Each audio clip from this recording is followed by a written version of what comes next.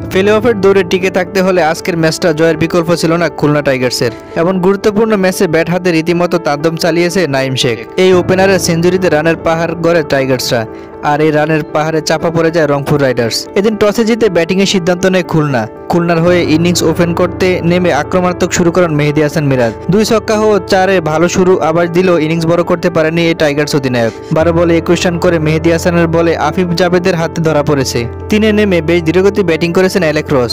14 বল খেলে 12 রানের বেশি করতে পারেননি তিনি। তবে তার বিদায়ের পর টাইগার্সের রানের চাকা সচল করেন উইলিয়াম বাসিস্তো ও নাঈম। দুজনে মিলে তৃতীয় উইকেটে জুটি যোগ করেন 88 রান। বাসিস্তো 21 বলে 36 রান করে সাজঘরে ফিরলেও আরেক প্রান্তে ঝড় তোলেন নাঈম শেখ। তিনি 33 বলে ব্যক্তিগত 50 স্পর্শ করেন। সব মিলিয়ে 55 বল খেলে 100 রানের মাইল ফলক ছুঁয়ে যান এই ওপেনার। শেষ পর্যন্ত 62 বলে 111 রান করে অপরাজিত ছিলেন নাঈম শেখ। আর শেষের দিকে উইকেটের সঙ্গে দুর্দান্ত ক্যামিও খেলেছেন মাহিদুল ইসলাম অঙ্কন। তিনি করেন 15 বলে 29 রান।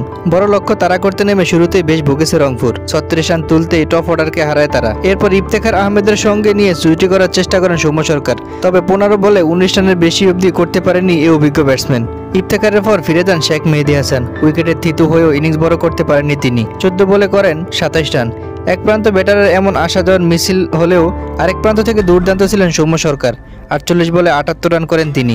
শেষ পর্যন্ত রংপুর 9 উইকেট হারিয়ে 174 রানের বেশি করতে পারেনি। 45 রানের বড় জয় পায় খুলনা টাইগার্স।